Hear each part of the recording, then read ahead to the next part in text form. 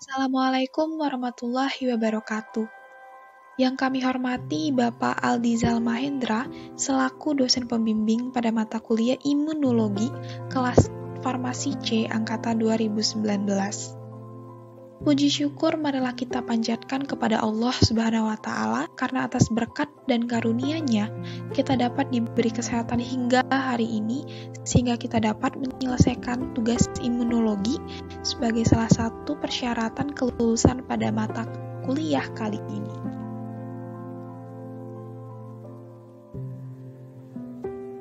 Pertama-tama izinkan saya memperkenalkan anggota dari kelompok 1 yang terdiri dari saya sendiri, Destrin Resmita Panjaitan, Elsa Dikriyah, Ismaya Arianti, Lisna Yuniarti, Mala Maulidiyah, Muhammad Tasdik, Nisa Anggia Salsabila, dan yang terakhir Sri Sukma Maulana. Pada kesempatan kali ini, kelompok kami selaku kelompok 1 akan membahas topik yang sangat menarik, yaitu HIV/AIDS. Adapun poin-poin yang akan kami bahas ialah 1. Definisi, yang meliputi definisi HIV dan AIDS. 2. Prevalensi. Yang ketiga, penularan HIV. Yang keempat, tanda dan gejala. Yang kelima, tahapan infeksi. Yang keenam, pemeriksaan. Yang ketujuh, pencegahan, dan yang terakhir ialah pengobatan. Selanjutnya ada HIV. HIV atau Human Immunodeficiency Virus ialah virus yang termasuk ke dalam famili retrovirus. Virus ini merupakan virus yang dapat menyerang sistem kekebalan tubuh sehingga menyebabkan penyakit AIDS. Lalu, AIDS itu apa? AIDS adalah kependekan dari Acquired Immunodeficiency Syndrome. Acquired berarti didapat bukan keturunan, imun terkait dengan sistem kekebalan tubuh kita, defisiensi berarti kekurangan atau tidak berfungsi dengan baik, sindrom atau sindrom berarti dengan kumpulan gejala atau bukan gejala tertentu. Jadi, AIDS berarti kumpulan gejala akibat kekurangan atau kelemahan sistem kekebalan tubuh yang dibentuk setelah kita lahir. Untuk selanjutnya ada definisi AIDS. AIDS merupakan kumpulan gejala penyakit akibat menurunnya sistem kekebalan tubuh oleh infeksi virus HIV. Kerusakan progresif pada sistem kekebalan tubuh dapat menyebabkan penyakit HIV atau ODH. Orang dengan HIV atau AIDS rentan dan mudah terjangkit macam-macam penyakit.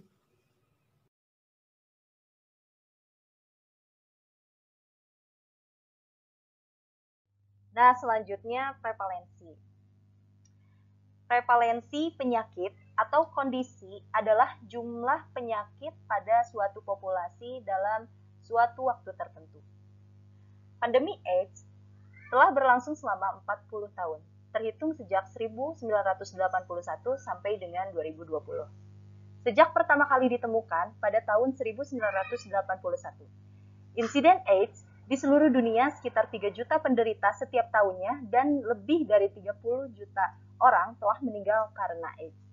Saat ini, sedikitnya 34 juta orang mengidap HIV dan lebih dari 14.000 orang terinfeksi setiap harinya. Pada laporan Ditjen P2P Kemenkes RI 29 Mei 2020 tentang perkembangan HIV atau AIDS dan penyakit infeksi menular seksual atau PIMS pada triwulan pertama tahun 2020. Jumlah kasus HIV secara nasional sebanyak 3.880.724 orang. Ada 3 besar provinsi di Indonesia dengan jumlah kasus HIV positif terbanyak, yaitu di Jawa Timur sekitar 79.577 kasus, di DKI Jakarta 77.760 kasus, dan di Papua sebanyak 60.606 kasus.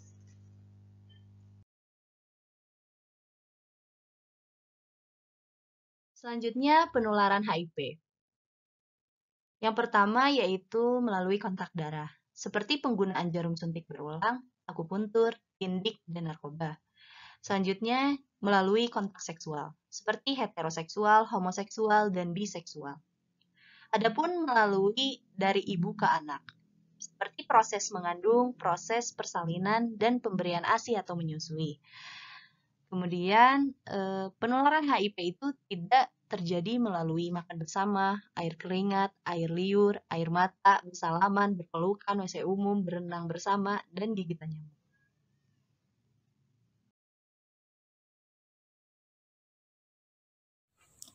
Lalu yang selanjutnya ada gejala minor. Gejala minor antara lain seperti batuk kronis selama lebih dari 1 bulan, kulit gatal di seluruh area tubuh, herpes zoster mirip seperti cacar air yang tidak kunjung sembuh, kandidasis, ruam pada mulut, lidah, dan tenggorokan. Kemudian pembengkakan kelenjar seperti di bagian leher, ketiak, selangkangan dengan atau tanpa infeksi yang aktif. Sekarang ada gejala mayornya. Gejala mayor antara lain seperti mudah lelah karena kadar hemoglobin menurun, berat badan menurun lebih dari 10% dalam waktu 1 bulan, dan diare kronis, yaitu diare yang lebih dari 6 bulan. Berikut ini adalah contoh gejala mayor yang diderita oleh pasien. Pada gambar yang pertama yaitu bayi yang menderita herpes simplex, lahir dari ibu yang menderita AIDS dan herpes genitalis. Kemudian pada gambar yang kedua yaitu concrum oris noma yang luas pada penderita AIDS. Pada gambar yang ketiga adalah salah satu contoh gambar pada pasien penderita AIDS yang mengalami penurunan berat badan.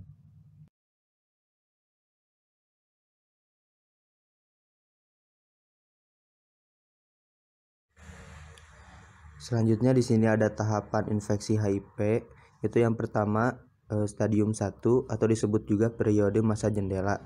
Periode masa jendela yaitu periode di mana pemeriksaan tes antibodi HIV masih menunjukkan hasil negatif walaupun virus yang sudah masuk ke dalam darah pasien dengan jumlah yang banyak. Antibodi yang terbentuk belum cukup terdeteksi melalui pemeriksaan laboratorium karena kadarnya belum memadai. Antibodi terhadap HIV biasanya baru muncul dalam 3-6 minggu hingga 12 minggu setelah infeksi primer. Kemudian stadium 2, setelah HIV menginfeksi sel target, terjadi proses replikasi yang menghasilkan virus-virus baru dengan jumlah hingga berjuta-juta virion. Viremia dari begitu banyak virion tersebut dapat memicu munculnya sindrom infeksi akut dengan gejala yang mirip penyakit flu atau infeksi mononukleosa. Diperkirakan bahwa sekitar 50-70% orang yang terinfeksi HIV mengalami sindrom infeksi akut selama 3-6 minggu setelah terinfeksi virus dengan gejala yang umum. Kemudian stadium 3 yaitu pembentukan respon imun spesifik HIV dan terperangkapnya virus dalam sel dendritik folikuler atau SDF di pusat germinativum kelenjar limfa dapat menyebabkan virion dapat dikenalikan, gejala hilang, dan mulai memasuki fase laten. Pada fase ini jarang ditemukan virion di plasma, sehingga jumlah virion di plasma menurun karena sebagian besar virus terakumulasi di kelenjar limfa dan terjadi replikasi di kelenjar limfa. Fase infeksi laten berlangsung rata-rata sekitar 8-10 tahun, dapat 3-13 tahun setelah terinfeksi HIV.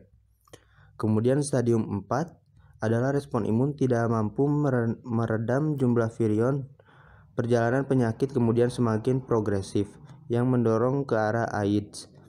Infeksi sekunder yang sering menyertai diantaranya adalah pneumonia yang disebabkan oleh pneumocystis carini, tuberkulosis, sepsis, toxoplasmosis, encephalitis, diare akibat cryptisporidiasis, infeksi virus sitomegalo, infeksi virus herpes, candidiasis esophagus, candidiasis trachea, candidiasis bronchus atau paru-paru.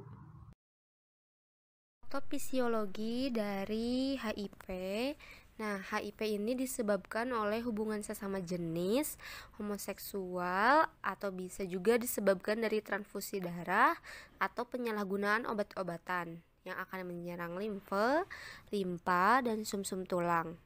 Virus ini akan menginfeksi sel T, makrofag, dan sel dendritik.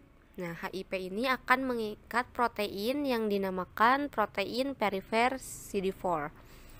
Penyakit HIV ini akan menginfeksi sel imun yang ada di dalam tubuh kita, mengakibatkan banyaknya kematian sel T yang mempengaruhi respon killer penjamu. Untuk penurunan jumlah sel T akan menurunkan sel imun seluler yang ada di dalam tubuh, sehingga fungsi dari sel B dan makrofag akan menurun. Nah, kemudian fungsi dari CD4 akan mati dan virus HIV akan bereproduksi. Nah, ketika si virusnya bereproduksi, otomatis si virus akan menginfeksi sel tubuh yang lainnya, yang akan mengakibatkan kekebalan di tingkat sel menghilang. Patofisiologi HIV dimulai dari transmisi virus ke dalam tubuh dan akan menyebabkan infeksi yang terjadi dalam 3 fase. Yang pertama, fase serokonversi, yang kedua, fase asimptomatik, yang ketiga, fase AIDS. Di sini ada patofisiologi dari transmisi HIV. Yang pertama, HIV menempelkan diri atau fusi ke sel inang, yang dalam hal ini adalah sel CD4. Setelah berfusi, selanjutnya RNA HIV, enzim reverse transkriptase dan integrase serta protein virus lainnya memasuki sel inang atau CD4. Materi genetik RNA virus diubah menjadi DNA virus dengan bantuan enzim reverse transkriptase. DNA virus bergerak ke nukleosel CD4 dengan bantuan enzim integrase dan berintegrasi dengan sel inang atau CD4. Virus RNA yang baru akan digunakan sebagai genom atau genetik informasi RNA untuk membuat protein virus. Virus RNA yang baru ini akan bergerak menuju ke permukaan sel dan terbentuklah virus muda yang baru. Virus HIV baru dimatangkan oleh enzim protease yang akan dilepas dari protein HIV dan siap untuk memasuki sel CD4 yang lainnya. Selanjutnya, fase infeksi HIV. Transmisi virus ke dalam tubuh menyebabkan infeksi dalam 3 fase, yaitu serokonversi, asimptomatik, dan AIDS. Serokonversi terjadi di awal infeksi HIV. Pada fase ini terjadi viremia plasma dengan penyebaran yang luas dalam tubuh. Selama 4-11 hari setelah virus masuk melalui mukosa tubuh. Kondisi ini dapat bertahan selama beberapa minggu, dengan gejala yang cukup ringan dan tidak spesifik, umumnya berupa demam, flu-like syndrome, limfadenopati, dan ruam-ruam. Kemudian, keluhan akan berkurang dan bertahan tanpa gejala mengganggu. Pada masa ini, umumnya akan mulai terjadi penurunan nilai CD4 dan peningkatan viral load. Selanjutnya, ada asimptomatik.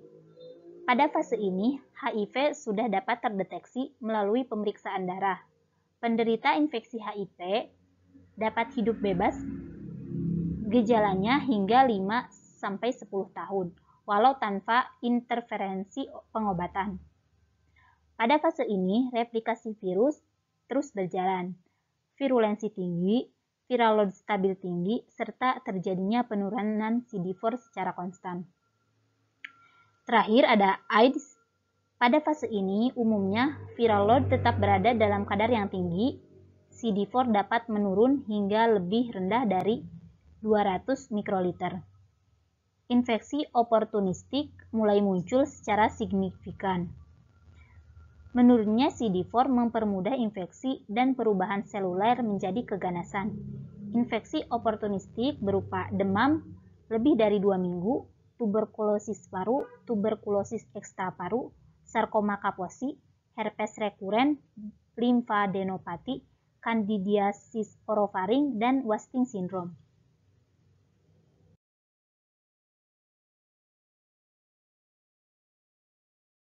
Kemudian ada pemeriksaan laboratorium.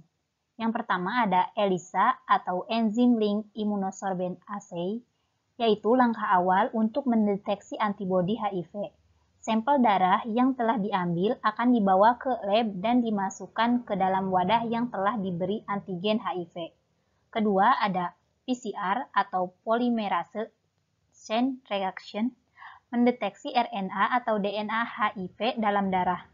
Tes PCR dilakukan dengan cara memperbanyak DNA melalui reaksi enzim. Tes PCR dapat dilakukan untuk memastikan keberadaan virus HIV ketika hasil tes antibodi masih diragukan. Yang terakhir ada Western blot, yaitu langkah awal untuk mendeteksi antibodi HIV. Sampel darah yang telah diambil akan dibawa ke lab dan dimasukkan ke dalam wadah yang telah diberi antigen HIV. Metode pemisahan protein antibodi yang diekstrak dari sel darah.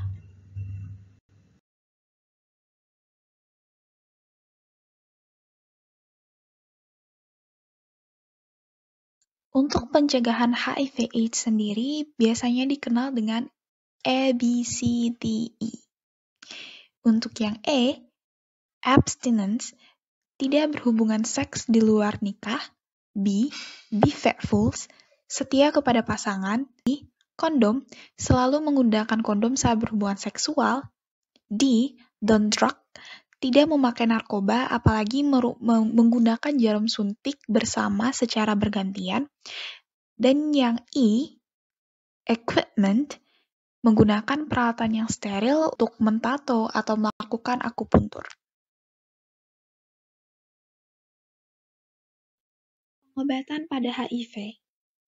Meskipun sampai saat ini belum ada obat untuk menyembuhkan HIV, tetapi ada jenis obat yang dapat memperlambat perkembangan virus. Jenis obat ini disebut antiretroviral atau ARV. ARV bekerja dengan menghilangkan unsur yang dibutuhkan virus HIV untuk menggandakan diri dan mencegah virus HIV menghancurkan sel CD4. Jenis obat ARV memiliki berbagai varian, antara lain etravirin, efavirin, lamivudin, zidovudin, dan juga nevirapin. Selama mengonsumsi obat antiretroviral, dokter akan memonitor jumlah virus dan sel CD4 untuk menilai respon pengidap terhadap pengobatan. Hitung sel CD4 akan dilakukan tiap 3-6 bulan sekali, sedangkan pemeriksaan HIV RNA dilakukan sejak awal pengobatan, lalu dilanjutkan tiap 3-4 bulan selama masa pengobatan. Ada satu kutipan yang sangat indah dari salah satu orang yang juga saya kagumi. Lisa Lampanelli. People with HIV and AIDS are nothing to be afraid of. They are people just like every single one of us, and each has a story to tell. These people should be helped, embraced, and not dismissed. We need to open our heart and our mind to them. And we just may learn we're pretty much all the same. Jadi mulai saat ini, mari kita mengajak saudara-saudara kita untuk tidak mengucilkan mereka yang terinfeksi virus HIV.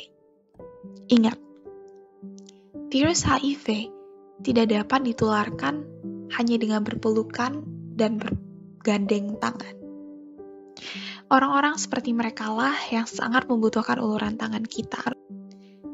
Sekian yang dapat kami, kelompok 1, sampaikan. Kami undur diri. Mohon maaf bila ada kekurangan.